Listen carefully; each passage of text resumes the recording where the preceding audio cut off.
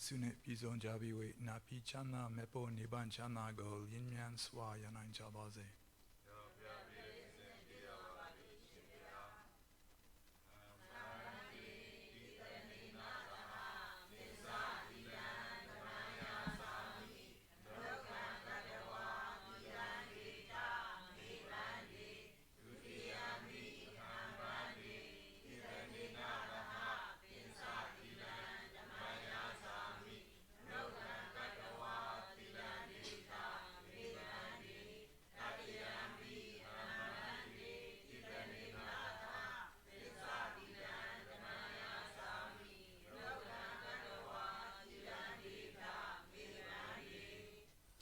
Yamahamudami Tamarita Namo Tassa Bhagavato Arahato Sama Sambuddhassa.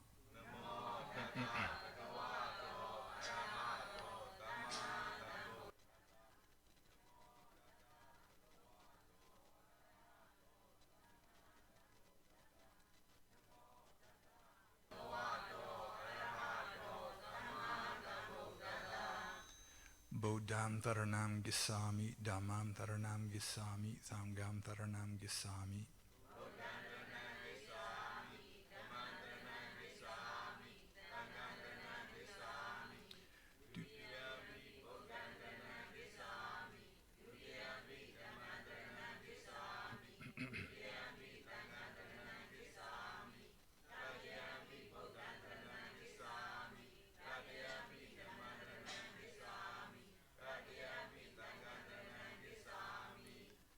Saranagahanam Paripunam. Panat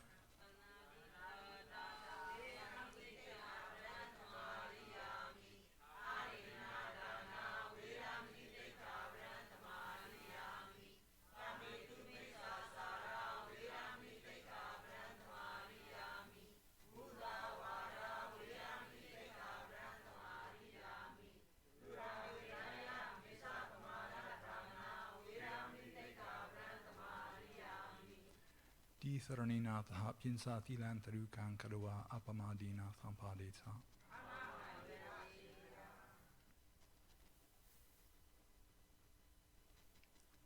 Uzin Bamazaga Te Kong Kong Pyoda Lo Ayin Lobe Uzin Amya Apin Inglet Lo Tea Home now. So I've been asked to read this. The topic of tonight's talk will be the 4 kinds of Theravada in the West, and I'll be comparing how Ashit Nangan Theravada and then Analt Nangan Theravada, how they compare with each other. And today is July 2nd, 2016, on a Saturday at the Theravada Dhamma Society in Daly City, San Francisco Bay Area in California. Also, I've been requested before I start giving the regular talk that because of technical difficulties last time, that I repeat some of what I said the first time last week, especially the first part, because it didn't record or something. So last week I was talking about how I became a monk, and I suppose the first reason is just parami from past lives, but I can't really talk about that because I don't remember them. And so in this life, the first big reason why I became a monk, or how I was able to become a bhikkhu, is because I had a strange father. And he encouraged me to be not to follow along with everybody else. I should think for myself and make my own decisions and decide what is right and wrong for myself. And he considered himself to be Buddhist, but his kind of Buddhism was a strange kind of Buddhism because he was a hypnotist.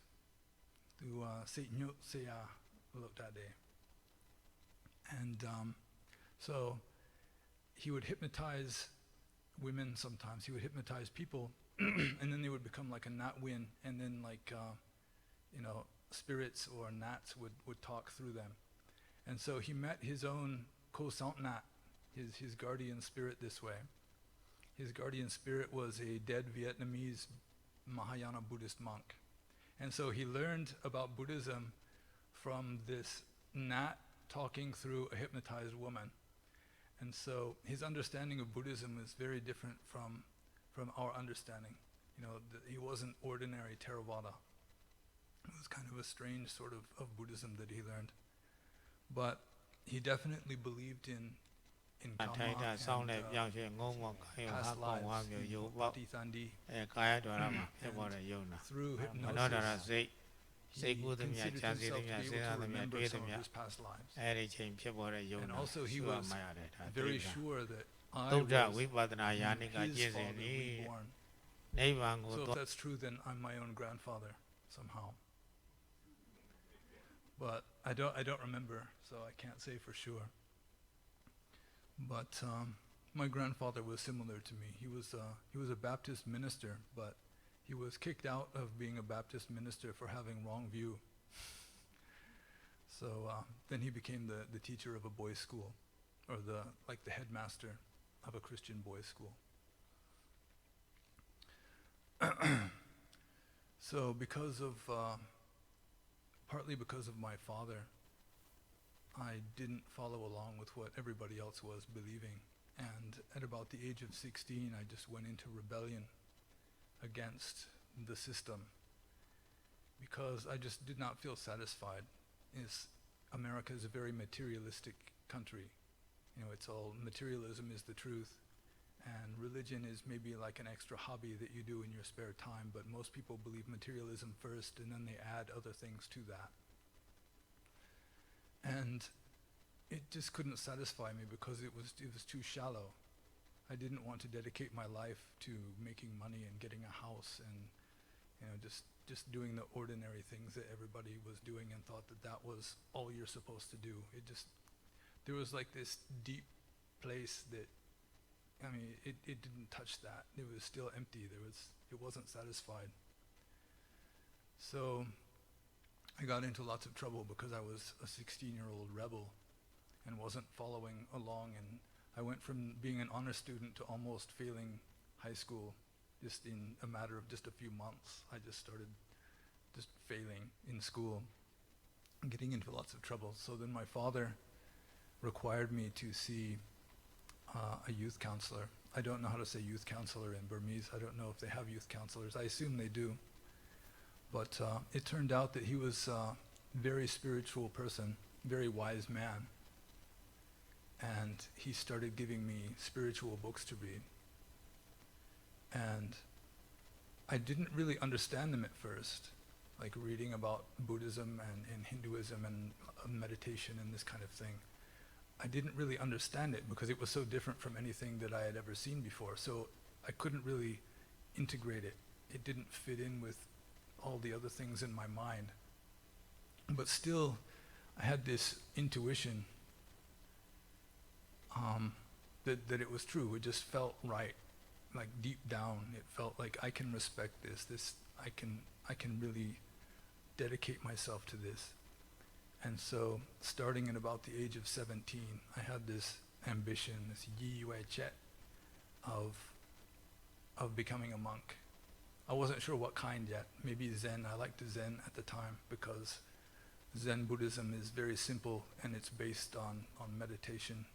And they say that you can't really know the truth by talking about it or thinking about it, that you just have to realize it through meditation, which is something that I liked. But when I was in college, I just started going through the spiritual section of the library and just reading about all these different religions, any religion I could find. So I read about Christianity and Islam and different kinds of Buddhism and even like the Nigantas, the Jains. I was reading some of their scriptures. Some of them are very interesting, but I could accept Buddhism the best, partly because it had less of a story. Like in Christianity, there's this story. Jesus is the Son of God and he died for our sins. And if the story is true, then Christianity might be true, but if the story isn't true, then Christianity is, maybe half true at best. And there's no way to prove the story. You can't prove it. You have to wait until you're dead to find out whether you're right or not. And I didn't want to wait until I was dead in order to find out whether I was right or not. That's like gambling with your whole life. But with Buddhism, you can, at least to some degree, to the extent that you make progress, you can see whether it's true or not. Like the Four Noble Truths, the first noble truth is pretty obvious. Nobody is completely happy. Everybody's at least a little bit unhappy. Even the happiest people, and still, they're not always happy. And with regard to the second noble truth, if you think about it, it's pretty obvious that suffering is caused by desire. Whenever you're unhappy, it's because you want something. And that's a very important thing to know. Like if you're unhappy, or with me, it's like a habit now. If I get unhappy, I'll just say, okay, what is it that I want? And there's always something. Sometimes if you're just depressed, it's just this vague kind of wanting things to be different without really knowing exactly what it is that you want. And maybe you don't really want anything exactly other than just for things to be different than they are now. But still, you always want something. And sometimes it's very helpful just to know what you want, because sometimes you can see that you want something really stupid. It's like sometimes in Burma, I want to heat my bath water. In Mimyo, it's cold sometimes, so you have to heat up the water so that you don't freeze while you're trying to take a bath. And right when I want to heat the water, the electricity goes off. Because in Burma, the electricity goes on and off at random. So it's like then I just start getting frustrated, and it's like, oh, they can't do anything right, It's like this dumb government, they can't even get the electricity to work, But then it's like, I think, what do I want? And it's, of course, I want the electricity to be on, which is just stupid, because wanting it to be on isn't going to turn the electricity on. It's just unnecessary unhappiness. So that's useful, and especially in a place like America, where most people have everything that they really need. Almost all of our unhappiness is this unnecessary, silly desire for things to be different. You want it not to be raining when it's raining, but all the wanting in the world isn't going to make it stop raining. So it's just completely unnecessary unhappiness. And so just being able to look inside yourself and see that you want something and you wanting it isn't going to help at all. That it may not make the suffering go away, because it's the suffering or the desire is coming up through karma. It's like automatic, but at least you're not feeding it. You're not making it stronger. You're not, you're by just being mindful of it and detaching from it, then it's sort of like a stray dog. Like you got this kwe win za, if it comes and you feed it, it's not going to go away. But if you stop feeding it, it may stick around for a long time before it goes away, but finally it's going to give up and go away. And like bad habits, getting angry when you're driving at the person that drove in front of you or something. You can be mindful of it and just sort of detach, and still the frustration can arise for a long time because it's karma. You're not deciding to be unhappy.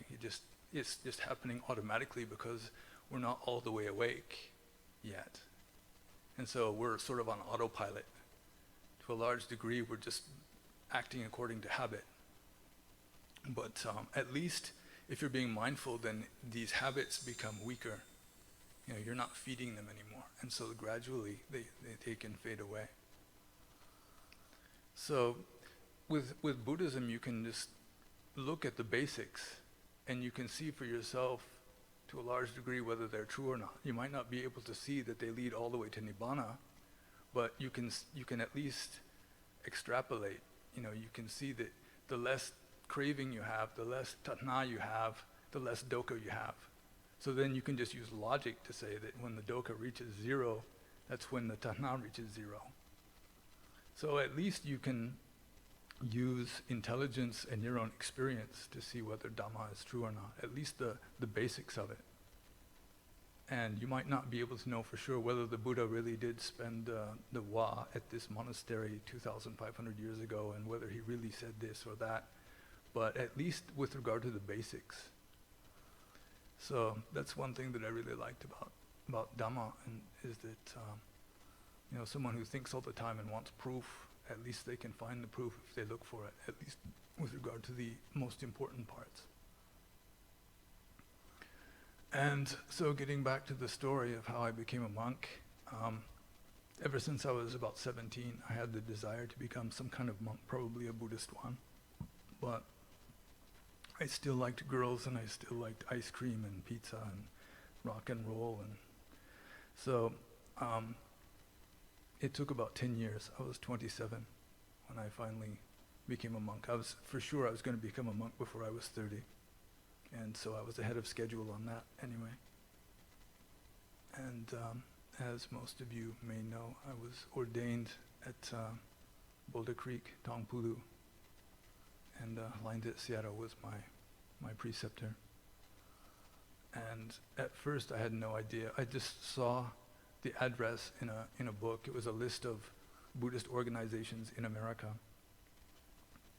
And it just said Tongpulu Sayadaw, and it had an address. And even Sayadaw wasn't spelled right.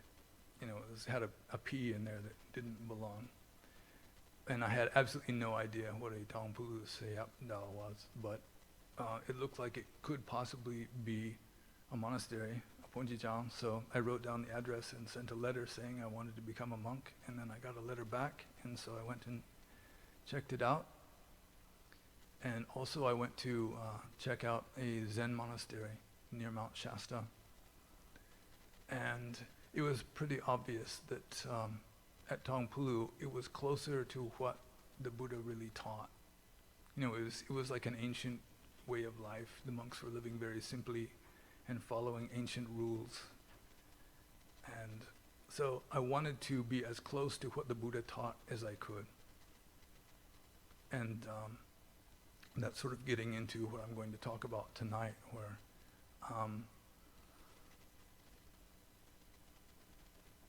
Westerners in general, I think, they want to get as close to what the Buddha originally taught, and they're trying to be as scientific about it as they can.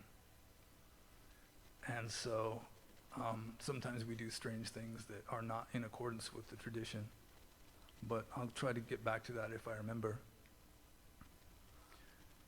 So that's sort of a synopsis of how I became a monk. And when I was in Burma, many years ago, it's like 12 years ago I think, a German monk who lived at Pa'ao sent me an article. And I don't remember the name of the article, but it was about different kinds of Buddhism in America, or in the West. And according to this article, there are 3 kinds of Buddhism in the West. They called it ethnic Buddhism, evangelical Buddhism, and elite Buddhism. And ethnic Buddhism, that's like Lumyo Adain, or I don't know how you would say ethnic in Burmese. But what it's talking about is like the Asian people who come from Buddhist countries and live in America. So all of you are ethnic Buddhists according to this article, except me. I'm not an ethnic Buddhist. Or maybe I am according to that article.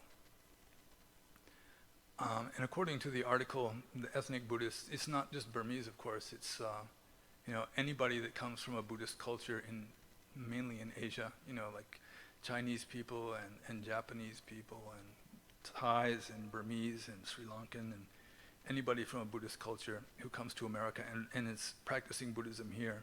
That would be called ethnic Buddhism according to this article. With regard to evangelical Buddhism, I have no idea how to say evangelical in Burmese. I don't know if there's even a word, but it's, I think they just wanted a word that started with E, because all the other ones start with E.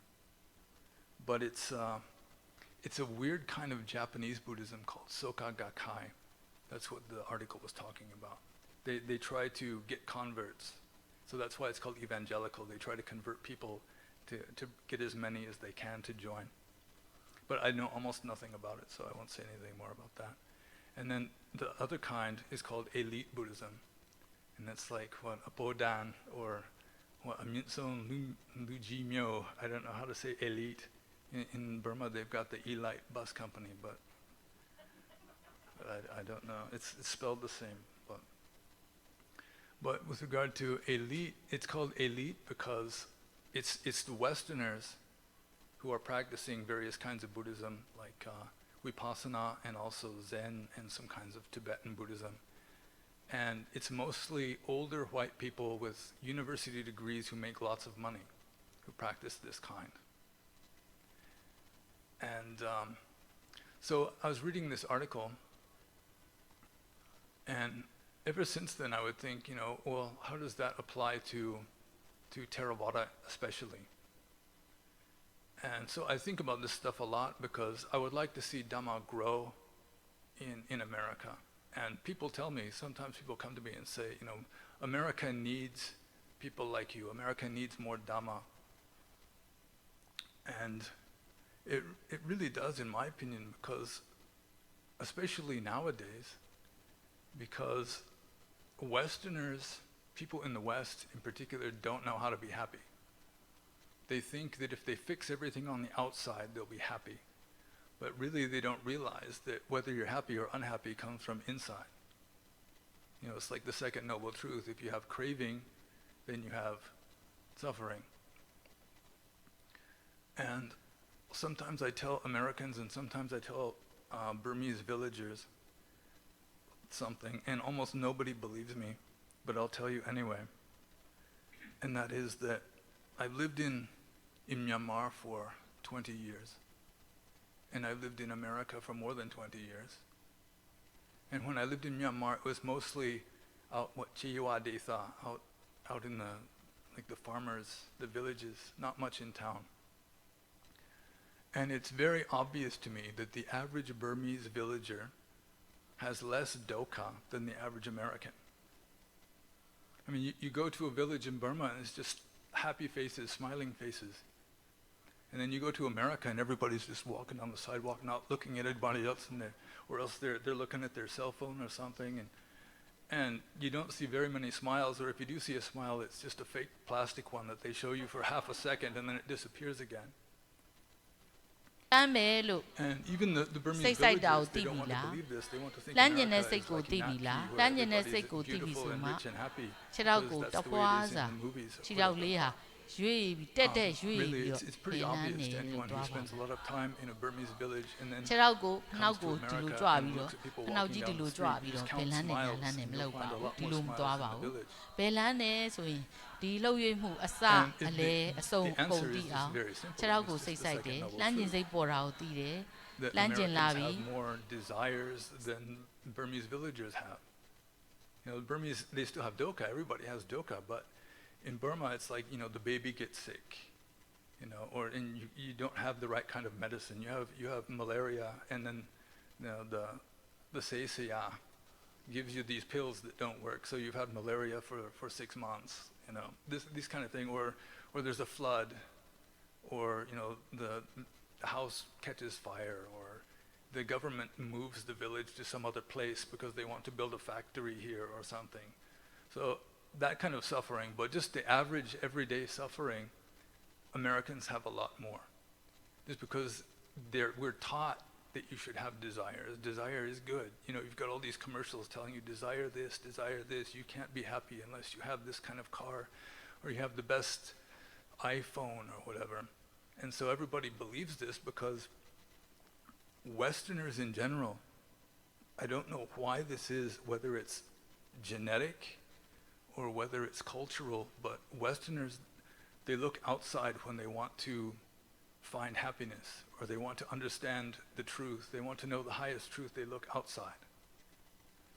And that's why in the West they're always inventing new things and trying to fix things, and because they're trying to somehow be happy by fixing things, making things better on the outside, but still they're not happy on the inside. And so I think the West could really use more Dhamma just to teach people to look inside and to see that your dukkha is coming from inside. Your dukkha comes from in here and not from outside. And in the West, it's almost exactly the opposite of Dhamma.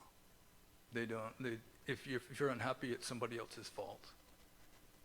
Somebody's wearing a shirt that you don't like, it's their fault for wearing the shirt, and it's not your fault because you have this dosa coming up because of it. So, because of that, I was thinking about this article about the 3 kinds of Buddhism. And it seems to me that in America, just with regard to Theravada, I don't know anything about Soka Gakkai or don't know very much about Zen anymore, but Theravada I know something about. And so it seems to me that there are 4 kinds. First, you've got ethnic Theravada. And that's Asian people from Theravada countries who come to America and they stay Buddhists. They practice Buddhist, and to some degree their children. Although mainly it's the people who have come from the Buddhist countries. And so that's the first kind. The second kind is Western monastic Theravada. So I'm one of those, the Western monks. And to some degree, there are also some Western people who support the monks, but not very many. Westerners don't support monks very much. They just don't see the point of it. And there are a number of reasons for that, in which I'll get to. But first I just want to list the 4 kinds. And then, so the third kind is the elite Theravada. So that's what the first article was talking about, except with regard to just the Theravada people, which is like the Vipassana people. Like the most famous place in California would be Spirit Rock. Spirit Rock is like the capital, like the Mecca of elite Theravada in Western United States. And then the 4th kind is the Goenka method, the Goenka system, which is just its own group. It doesn't really fit into any of the other ones. And it's just kind of a sad fact that even though Burmese Theravada works very well for the Burmese people, because Americans think differently, you can't just take Burmese Theravada and have American people follow it. It's like you go to a Burmese temple, you don't see very many Westerners there. It's almost all Burmese people. And there are reasons for that. One is, like I mentioned last week, that the Burmese people who are Buddhists, or Asian people who are Buddhists, are the conservatives. They're amyanet laitniti. They're following along with what everybody else is doing.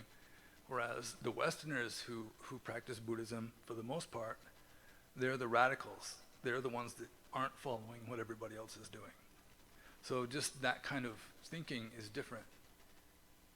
They're the ones that they're criticizing and, they're looking at things with skepticism. And so because of that, that's one difference. And another difference is with regard to, in Dhamma, they talk about the 5 indriyas, or the 5 balas.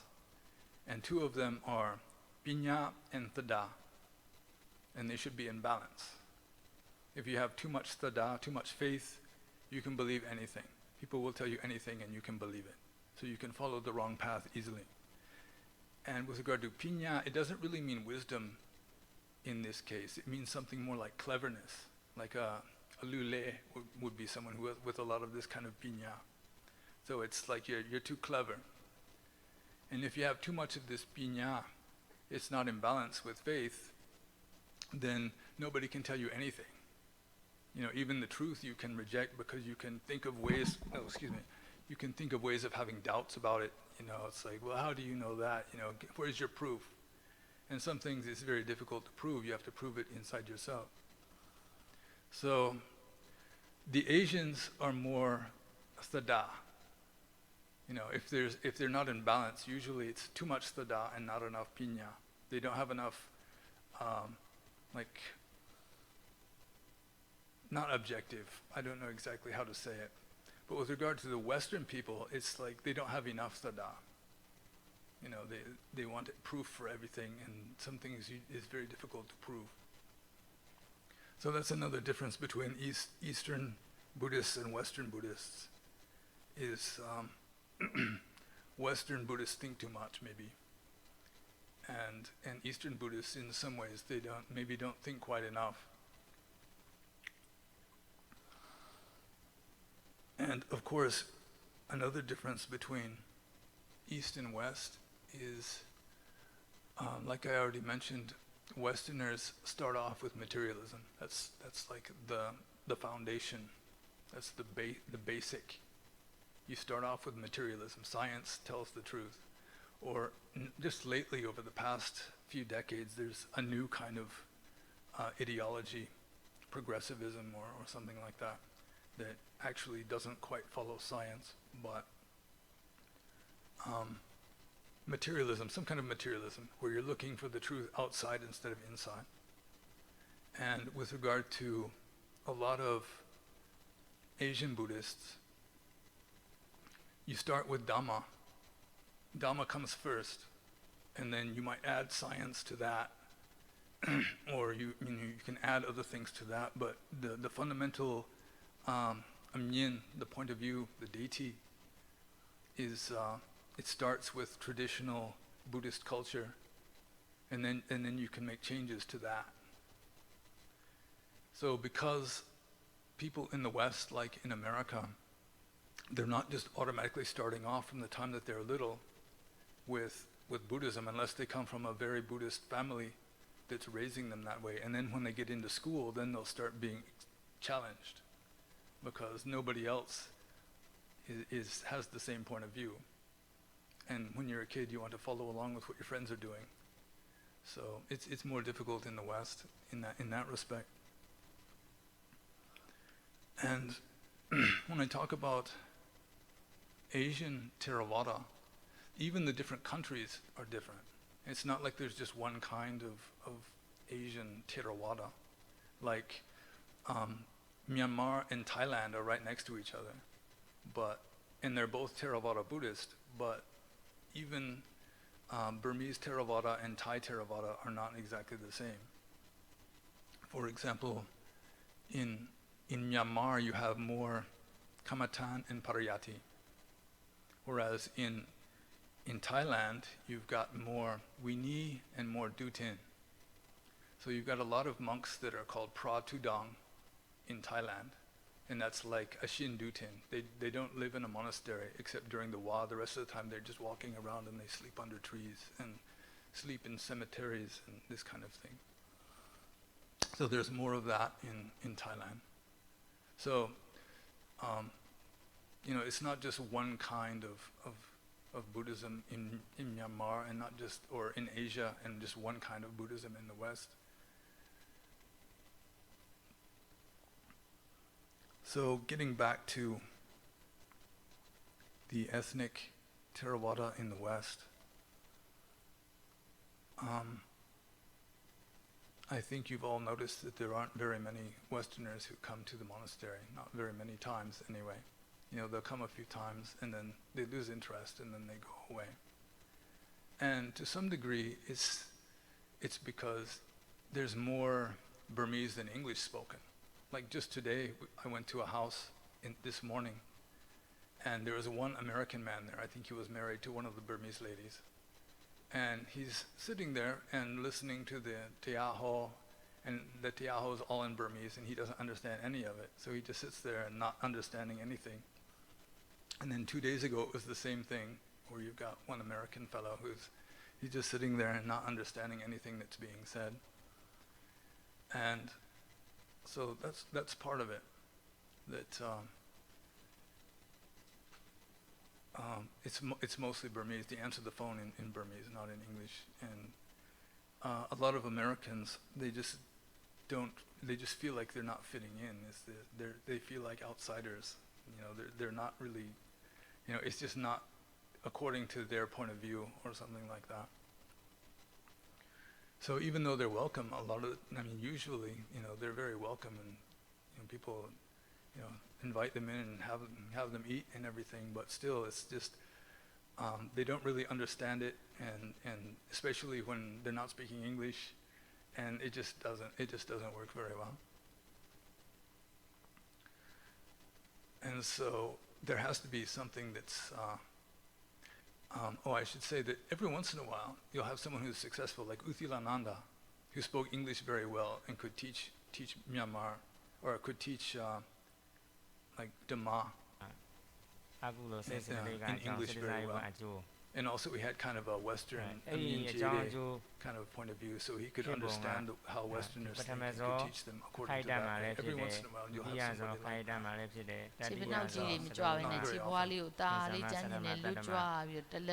And so with regard to spreading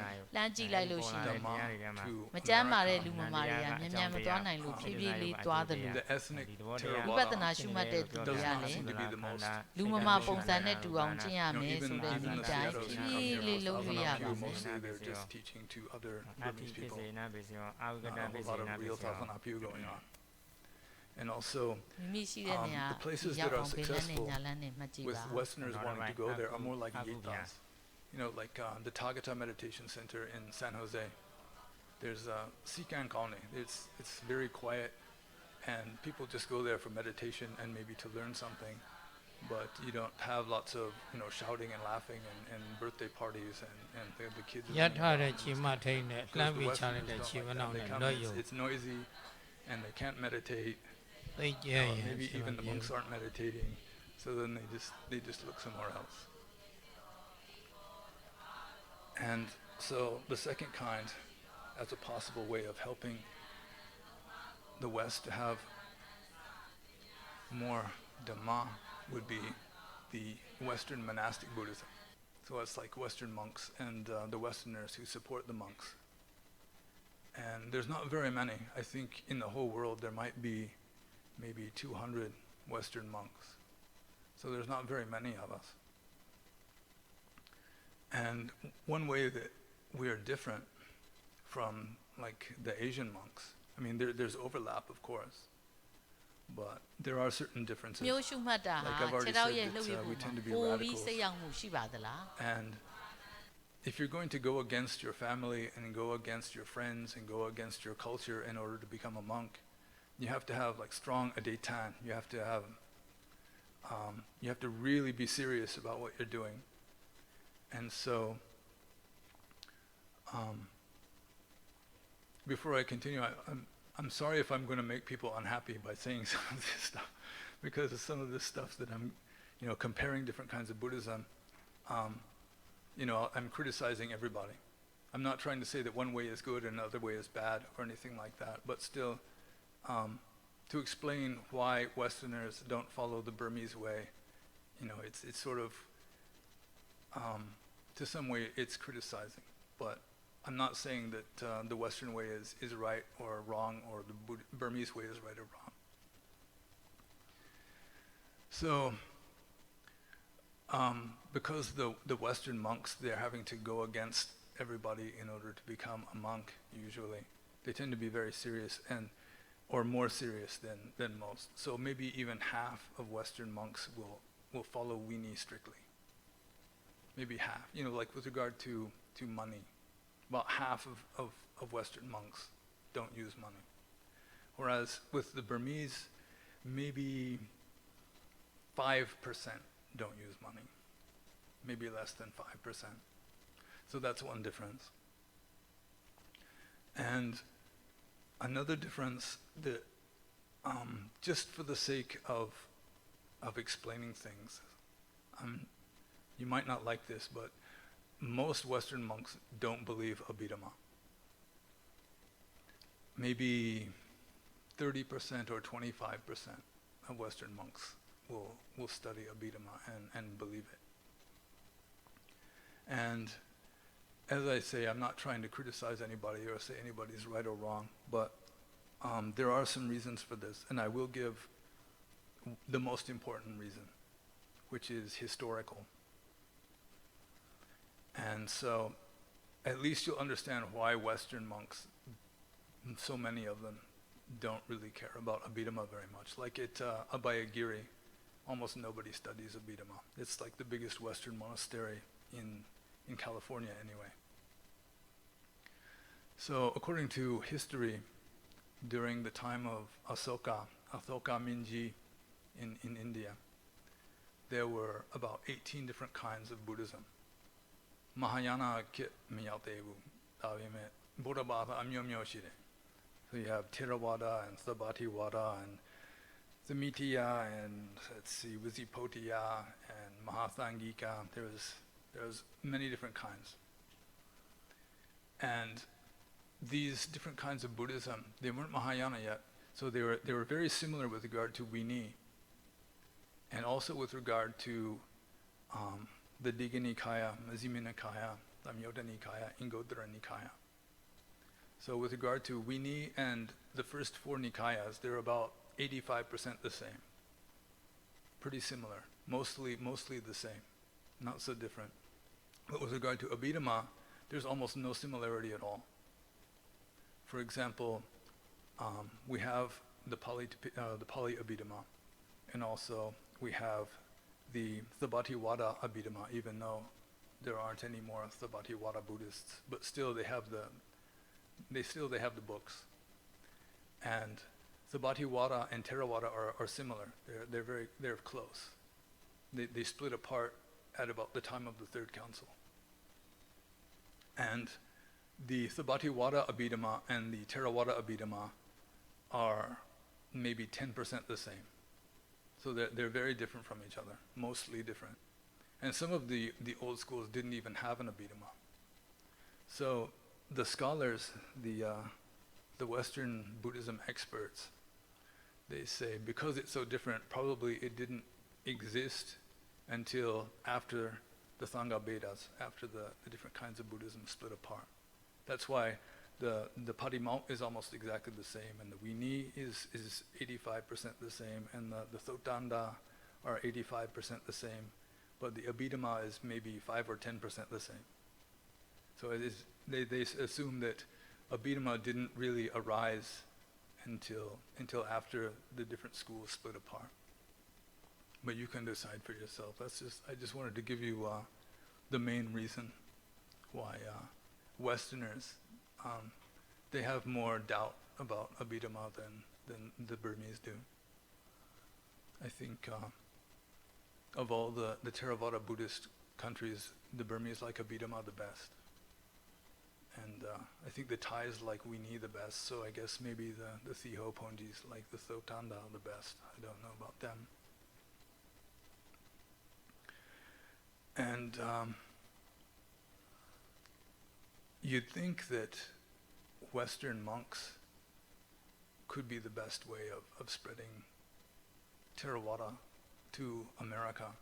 And that was like the plan for Taungpulu Sayadaw with Boulder Creek. He wanted to set up an American Thangha of Western monks there, and then the Burmese monks would all go home, and then they'd have this Thangha of Western monks that would start Theravada.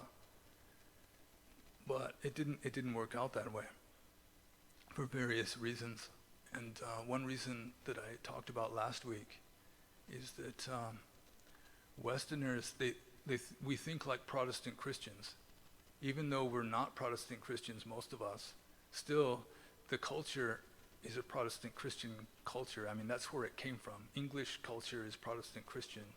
And we think in English, and it's easier to even think about Protestant Christianity than it is to think about Buddhism, because you've got the vocabulary and everything is all designed for that. And in Protestant Christianity, it rebelled against monks and priests, and before the Protestants you had the Catholics, and the Catholics had monks and nuns and priests, and they were the ones that would help you to get into heaven. But the Protestants say, no, we're going to do it ourselves. We don't need monks and nuns and priests. We're just going to, we can talk to God ourselves. And so one of the first things that happened with the Protestants is they just got rid of all the monasteries and the monks and the nuns. But so they don't really have an idea of of supporting monks. It's just not part of Western culture to support monks very much. Maybe among Catholics, but even the Catholic monks, they make cheese and sausages and beer and sell that instead of people, just giving them support. So even the strict Catholic monks, they're making beer and selling the beer to support the monastery rather than having the Christian people, giving them food. So the Western monks, it's just not working very well. Like, there's the story of when Athoka Min, he sent his son Mahinda to Sri Lanka to start Buddhism there for Thadhanapyu. And after some years, the king of Sri Lanka asks him, how are we doing? Are you spreading Buddhism to Sri Lanka? And he says, well, the seed has been planted, but the roots haven't gone into the soil yet. Was the Myit Maswere? Yeah.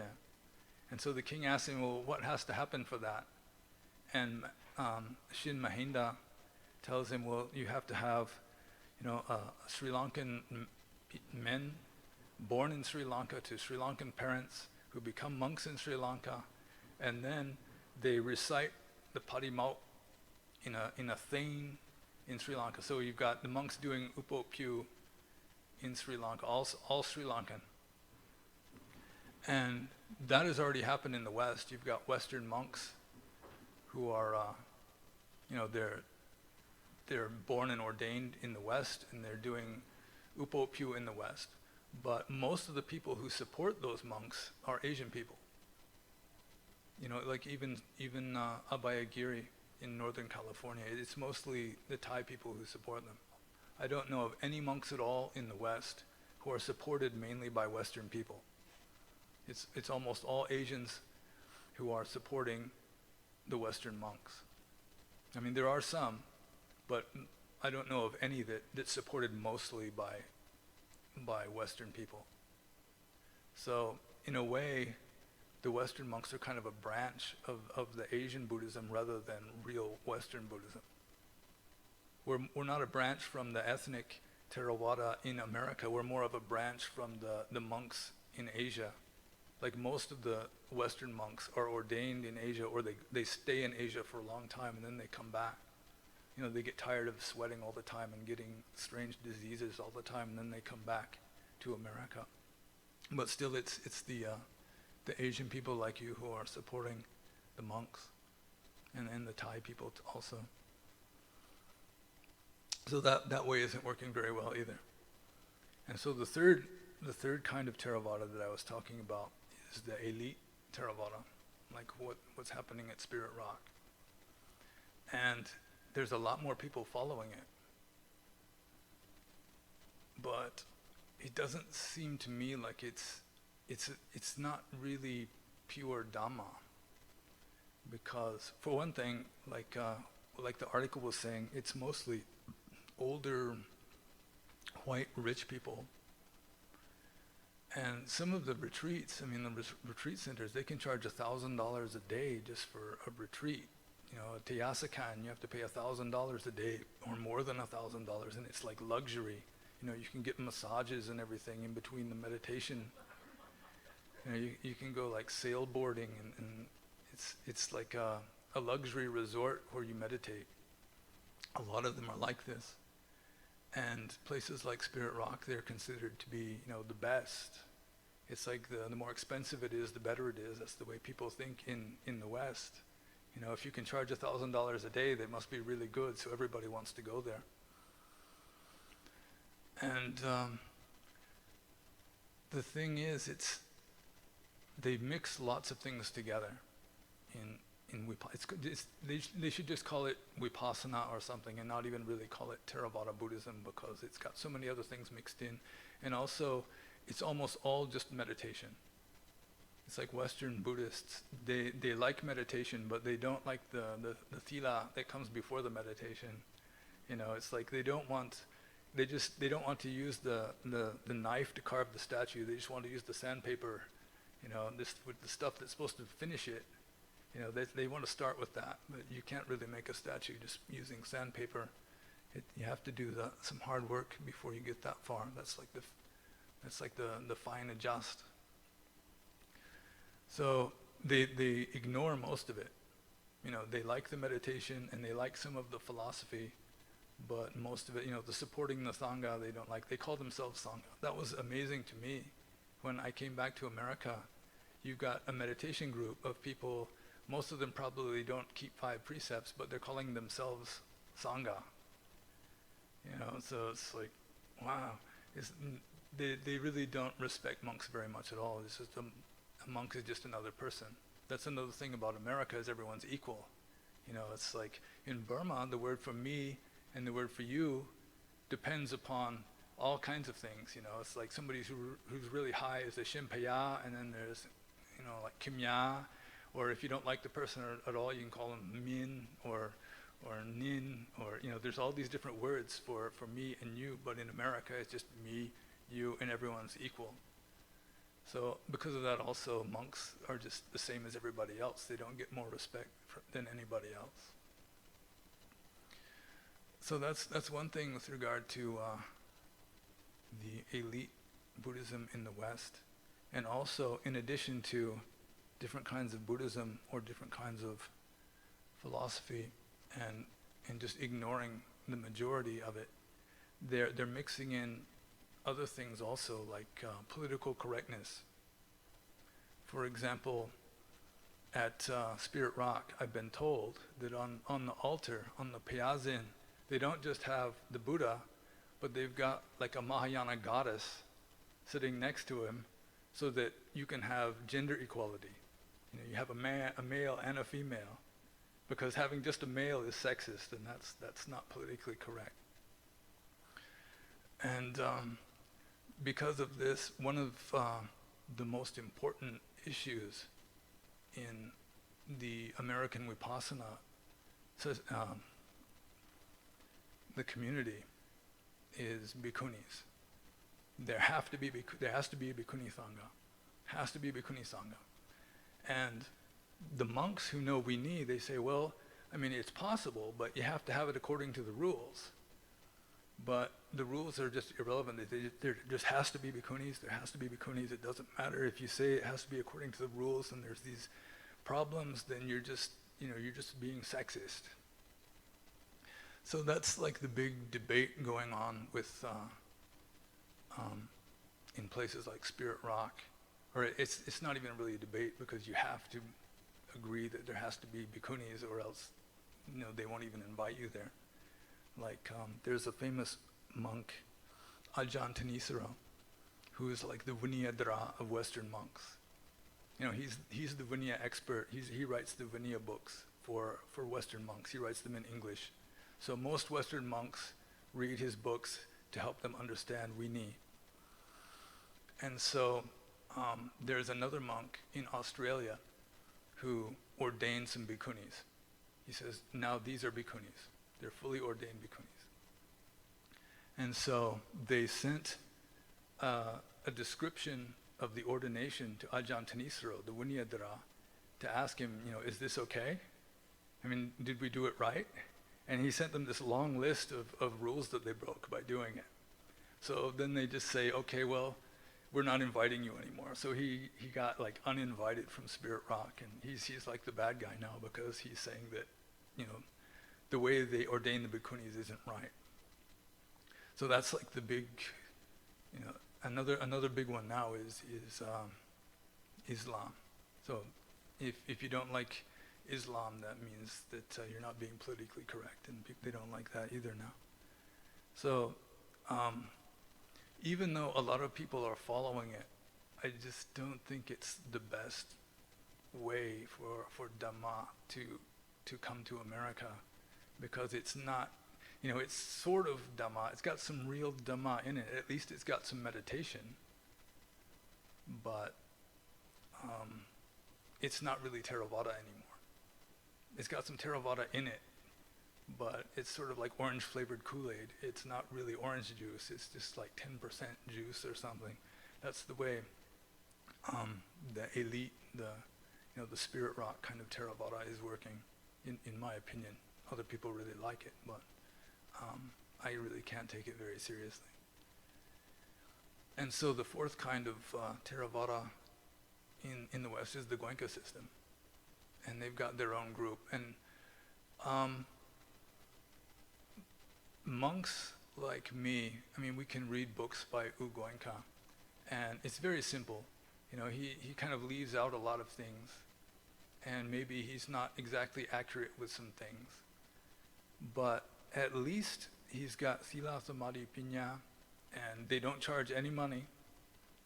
It's not $1,000 a day. It's just, you can donate if you want, but you're not donating for yourself. You're donating for the next person after you. So, and it's very successful. They've got meditation centers all over the world now, and they don't charge any money for it. So it's doing pretty well. And it's more strict. It's not like a luxury meditation. It's got like the 3 hours per day where you're not allowed to move, even though your knee is in agony. Even though you're in pain, they say you shouldn't move.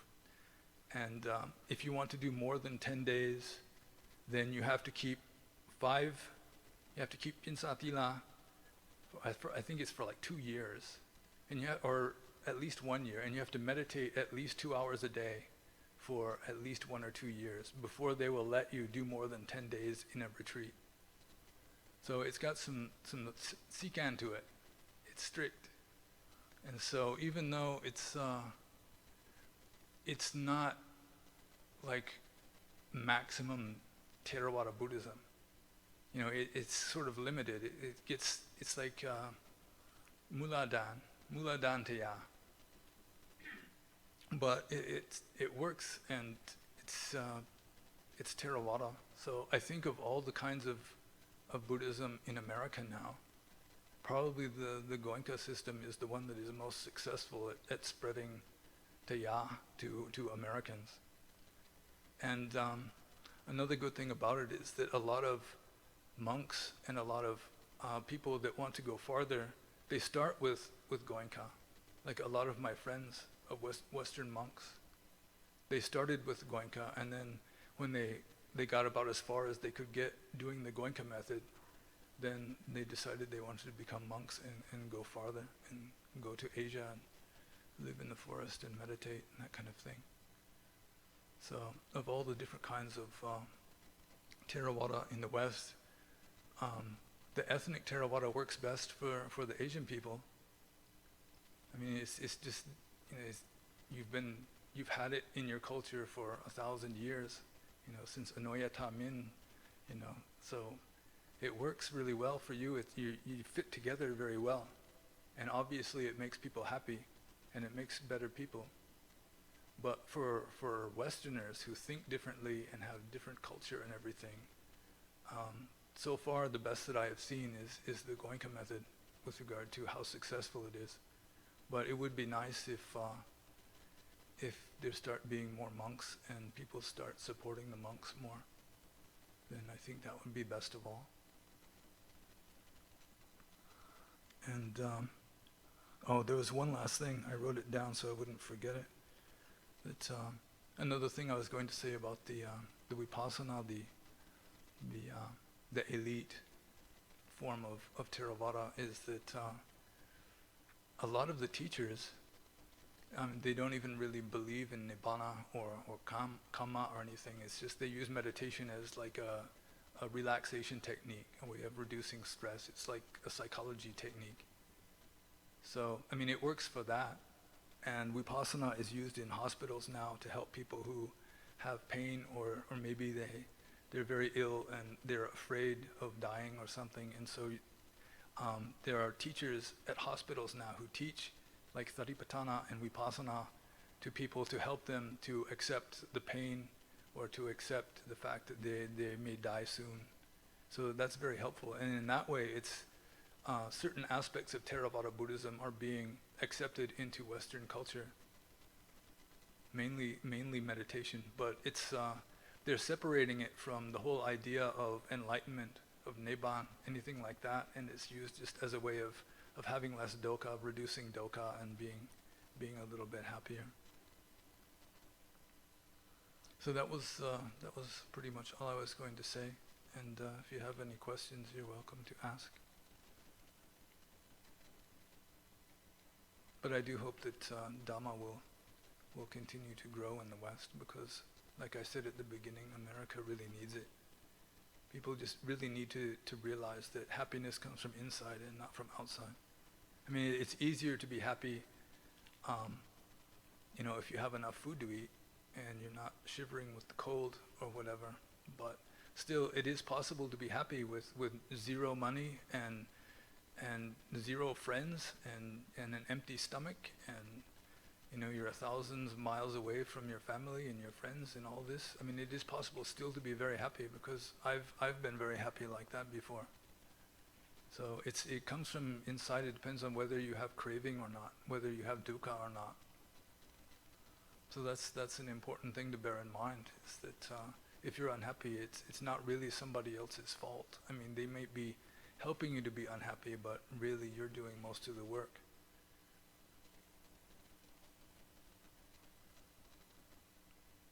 So that was the end of the talk. If you have any questions, you're welcome to ask.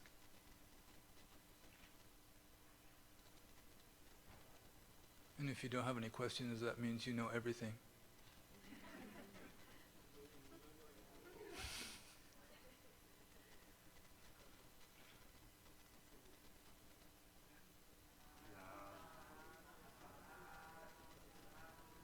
And I hope I didn't make anyone depressed by criticizing your religion.